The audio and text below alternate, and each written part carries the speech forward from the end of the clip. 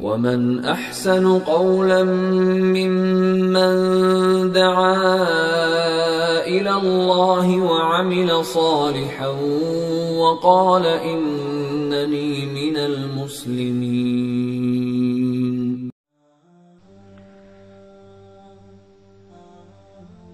Allah subhanahu va taolo o'zining mulki, hamma narsa o'zining qudrat qo'lida ekanligini bildirib, Nuh alayhissalomning xabarini tilovat qilishlikka rasulini buyuryapti. Mana bu narsa dunyoning qanchalik Allohning huzurida iymon muqobalasida e'tibori yo'q ekanligini bildiradi. Vatlu alayhim naba Nuh, Nuhning xabarini odamlarga o'qib bering. İz qala liqaumihi ya qaumi in kana kabura alaykum maqami va tazkiri bi ayatillahi fa'ala Allohi tawakkaltu فأجمعوا أمركم وشركاءكم ثم لا يكن أمركم عليكم غمة ثم قضوا إلي ولا تنظرون. Nuh alayhissalom Allohning ulug' payg'ambarlaridan. Nuh alayhissalomning xabarini o'qib bering odamlarga. Ular bilsin iymon muqobalasida dunyoning qadri bormi yo'qmi? Ular bilsin Nuh alayhissalomning qanchalik bir og'ir da'vat qilganliklarini. O kishi 950 yil da'vat qildilar. 1000 yil yashadilar. Va laqad arsalna Nuhan ila qaumihi falabisa fihim alf sanatin illa 50 ama. 950 yil da'vat natijasida fama amana ma'ahu illa qalil deyapti Alloh taolo. Ozchilik iymon keltirdi. Rivoyat qilinishligicha shu kemaga sig'adigan oz, nihoyatda oz odam iymonni qabul qildi.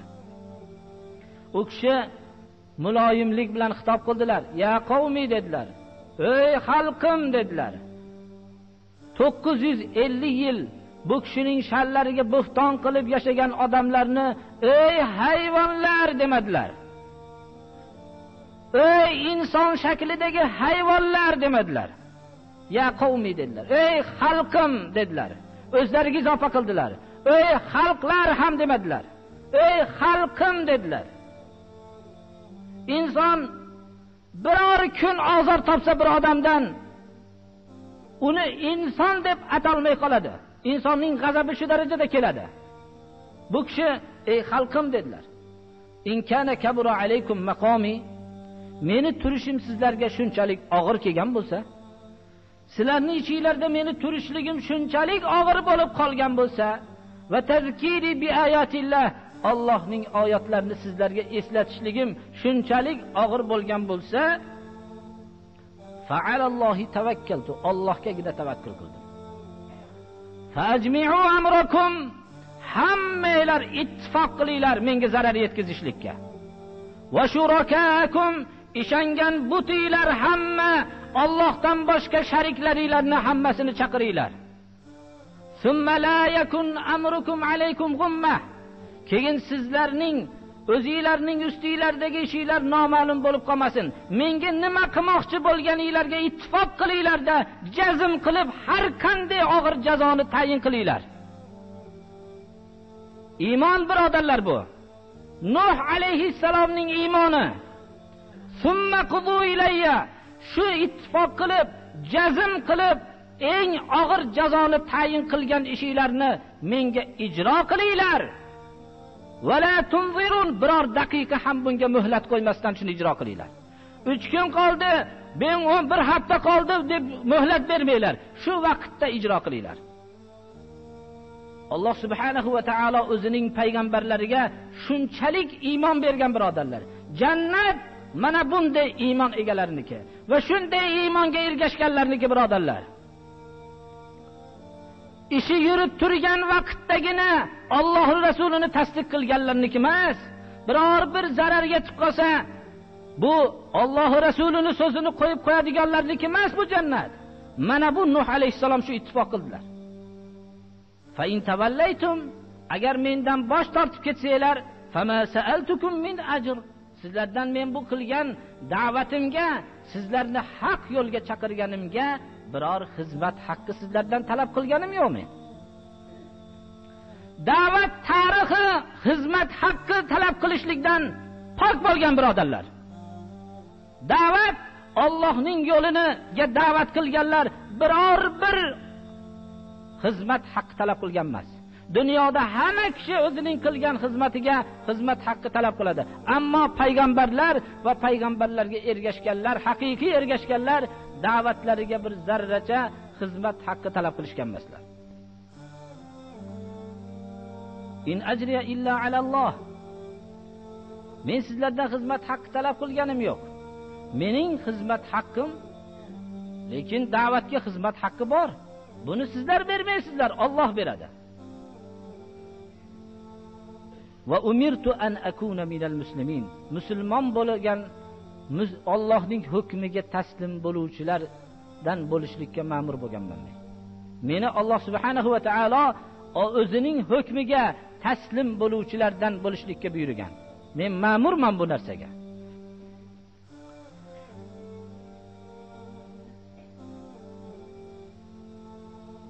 In tavallaytum fama sa'altukum min ajr, bir chuqur kalima birodarlar. Agar sizlar bosh tortib ketsanglar, menga hech qanday zarar bo'lmaydi.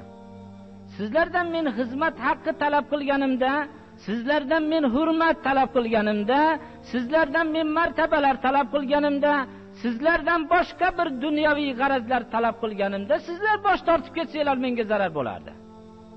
Lekin men bu da'vatli qilganligimga Alloh subhanahu va taolo mukofotimni beradi. Demak, Alloh subhanahu va taolo mukofotimni bergandan keyin sizlarning bosh tortib ketishliginglar yo menga ergashganinglar mening mukofotimni o'zgartira olmaydi.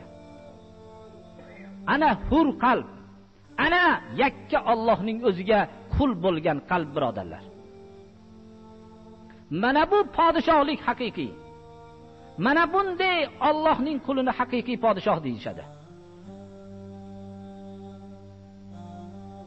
Fakazzabuhu, natija u kishini yolg'onchi deyishdi. Insonlarning qalbi tosh birodarlar. Shunchalik mehribon qalb egasini yolg'onchi deyishdi. Dunyoda yolg'onchi qolmadi birodarlar, faqat payg'ambarlarni yolg'onchi deyishdi odamlar. Odamlar shunchalik qalbi buzildiki, Allohning yo'liga hech qanday xizmat haqqi chaqirmasdan mana shunday xolis bo'lgan, mehribon bo'lgan qalb egalari dunyoda yolg'onchilik shularga nisbatlandi birodarlar. Fanajjaynahu va man ma'ahu. Lekin Nuh alayhissalom Allohning mezonida, tarozida va u kishiga ergashganlar juda qadrli edi. Odamlar huzurida qadrsiz bo'lsa ham, qadrsiz odamlarning oldida qadrsiz bo'lmoqlik kerak birodarlar. Allohning dushmanlarini oldida qadrlik bo'lishlikdan Allohdan panoh so'ramoqlik kerak. Allohning do'stlarini oldida qadrlik bo'lmoqlik kerak inson. Nuh alayhissalom qanchalik bu odamlar qadrsiz odamlarning oldida qadrsiz bo'lgan bo'lsalar ham Allohning o'lchovida qadrli edi. Alloh najot berdi u kishiga. Najot berdik va u kishi bilan birga bo'lgan odamlarni kemada biz qutqardik deydi Alloh taolo. Va ja'alnahum xalaifa, yerga ularni xalifalar qildik. Va ag'raqnallazina kazzabu biayatina, bizning oyatlarimizni Nuh alayhissalom olib kelgan vahiylarni, oyatlarni bular yolg'on deganlarni g'arq qilib tashladik deydi Alloh subhanahu va taolo. Fanzur kayfa kana aqibatul munzarin, ogohlantirilgandan keyin Allohning yo'lini yolg'on deganlarning oqibati nima bo'lganligini biling. Ko'ring oqibati nima bo'lganligini.